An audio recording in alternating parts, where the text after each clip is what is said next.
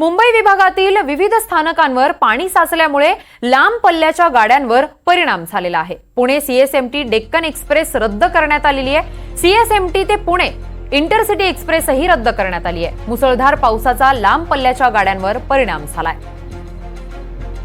तर सीएसएमटी ते Pune intercity express रद्द करण्यात आलेली बातमी समोर आली आहे। तर मुसळधार पावसाचा लांब पल्ल्याच्या गाड्यांवर परिणाम झालाय।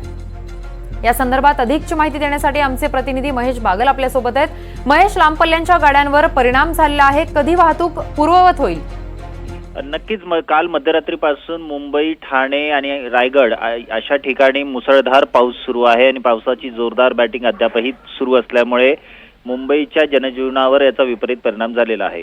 खास करून मुंबईची लाईफलाईन मानल्या जाणाऱ्या लोकल रेल्वेवर याचा मोठा परिणाम झालेला आहे आणि लांब पल्ल्याच्या ज्या गाड्या आहेत, मुंबईतून पुण्याला किंवा कोकणात जाणाऱ्या गाड्या असतील किंवा कोकण, पुणे आणि इतर ठिकाणावरून मुंबईत दाखल होणाऱ्या लांब पल्ल्याच्या एक्सप्रेस गाड्या असतील, या सगळ्यांवर त्याचा परिणाम झाल्याचा पाहायला मिळतोय।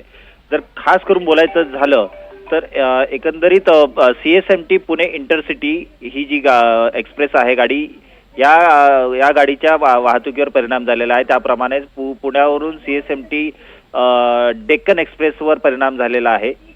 त्यानंतर इतर ज्या दोन गाड्या आहेत त्या एक्सप्रेस गाड्या आहेत आणि काही पॅसेंजर गाड्या आहेत, यांच्यावर सुद्धा याचा परिणाम झाल्याचं दिसून येत आहे। ते एकंदरीत पाहता जोपर्यंत पावसाचा जोर ओसरत नाही, कमी होत नाही, तोपर्यंत या ज्या एक्सप्रेस गाड्या आहेत त्या सुद्धा खोळंबलेल्या असतील असं सांगितलं जात आहे।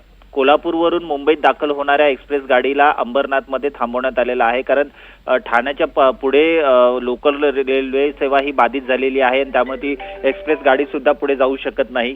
आणि आता जसा जसा वेळ जाईल तसा तसा पावसाचा जोर जर वाढत चालला तर ही परिस्थिती आणखीन थोडी बिकट होण्याची चिन्हे दिसून येत आहेत। अगदीच धन्यवाद महेश, तुम्ही दिलेल्या सविस्तर माहितीसाठी।